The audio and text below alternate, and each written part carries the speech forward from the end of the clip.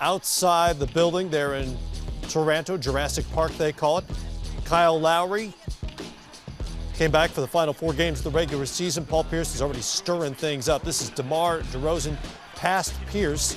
Very slow start offensively for both teams and pretty good defense on both sides. Absolutely, and I thought Wall and Beal did a very good job defensively.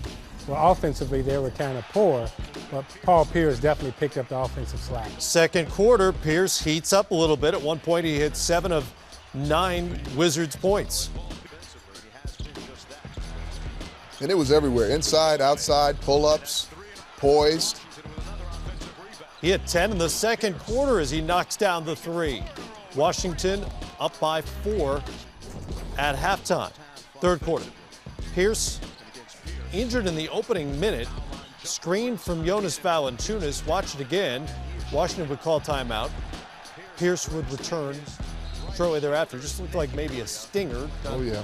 Yeah, and this is where I'm sure Pierce is saying to Nene, hey, you got to talk, you got to call a screen, because he wasn't aware the screen was there, but his shoulder's fine, Jay's still on. He's okay.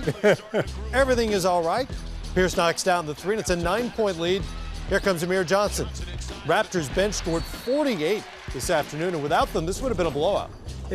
Go ahead, Rick. No, it would have been, and they went to a small lineup, put Paul Pierce as the 4 there for a stretch. They had some success. But they missed the board helps. They missed Nene in the middle there, or Marcin Gortat. Vasquez knocks down the 3. Toronto back within 8 after Washington had led by as many as 15. Lou Williams heats up a little bit.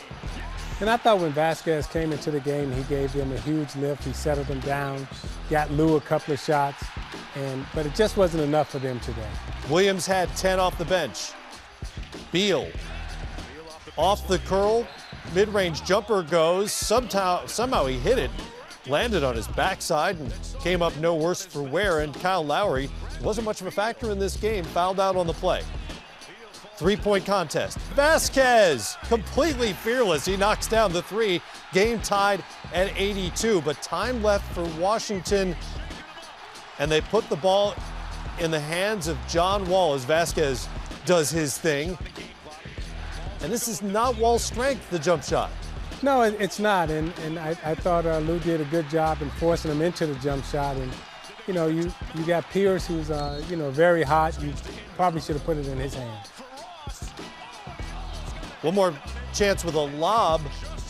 0.4 left they put on the clock after that play, and Otto Porter defended it well, and then nearly tipped it in.